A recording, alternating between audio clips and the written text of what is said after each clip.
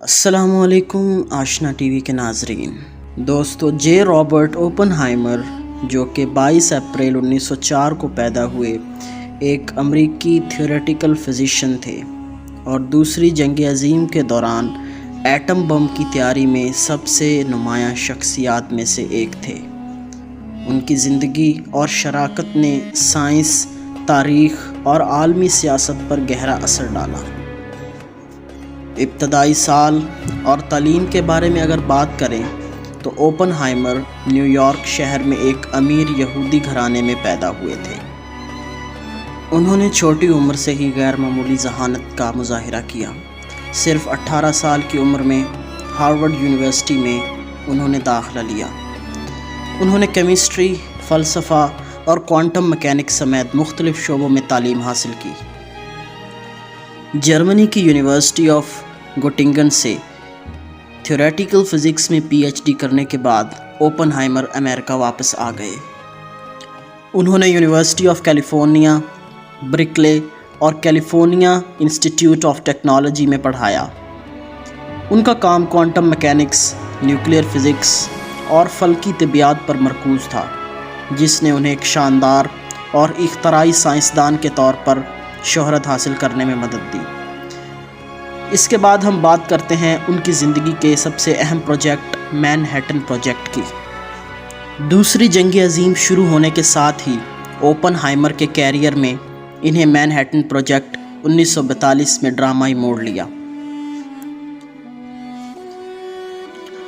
انہیں مین ہیٹن پروجیکٹ کا سائنسی ڈائریکٹر مقرر کیا گیا، جو امریکی حکومت کا ایک انتہائی خفیہ اقدام ہے، جس کا مقصد پہلا ایٹم بم تیار کرنا تھا۔ ان کی قیادت میں اس منصوبے نے اس وقت کے سب سے بڑے سائنسی ذہنوں کو اکٹھا کیا۔ ایٹم بم کی کامیاب ترقی تاریخ کا ایک اہم لمحہ ہے۔ اوپنہائمر کی شراکت اور اس منصوبے کی نگرانی نے انہیں پہچان تو ملی، لیکن اس طرح کے تباہ کن ہتھیار کے استعمال کے بارے میں پیچیدہ اخلاقی سوالات بھی اٹھائے گئے۔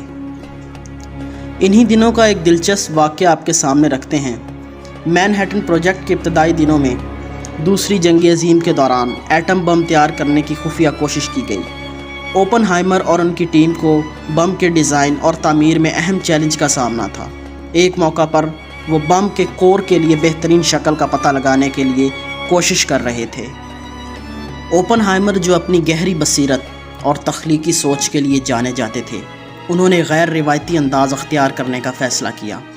انہوں نے سائنسدانوں کے ایک گروپ کو اپنے سمیت لاس الاموس کے ایک چھوٹے سے کانفرنس روم میں اکٹھا کیا۔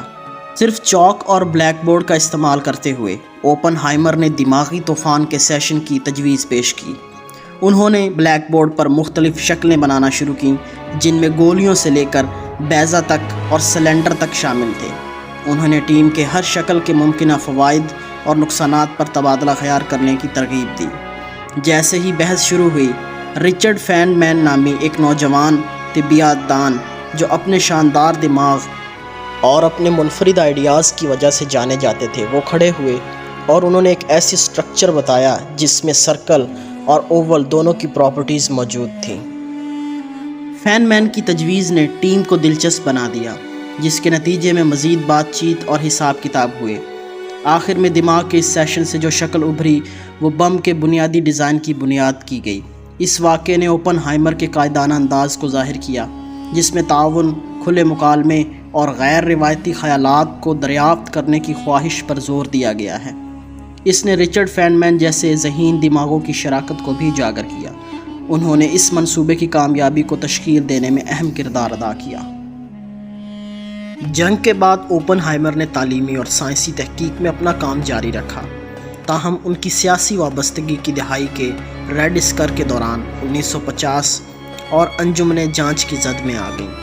اسے کمیونسٹ ہمدردی کے الزامات کا سامنا کرنا پڑا اور امریکی حکومت کی طرف سے سیکیورٹی کلیئرنس کی سماعت ہوئی۔ تنازع بالآخر ان کی سیکیورٹی کلیئرنس کو منسوخ کرنے کا باعث بنا۔ تنازعات کے باوجود طبیعیات میں اوپنہائمر کی شراکت اور ایٹم بم کی ترقی میں ان کے کردار کو بڑھا چڑھا کر پیش نہیں کیا جا سکتا۔ وہ اکیڈمیا اور سائنس پالیسی میں ایک بااثر شخصیت رہے، جوہری ہتھیاروں کو کنٹرول کرنے اور سائنسی تحقیق کو آگے بڑھانے میں بین الاقوامی تعاون کی وکالت کرتے ہوئے 18 फरवरी 1967 को जे रॉबर्ट हाइमर का इंतकाल हुआ। उन्हें एक पेचीदा शख्सियत के तौर पर याद किया जाता है जिसकी ज़हानत और क़यादत ने तारीख़ का रुख मोड़ दिया।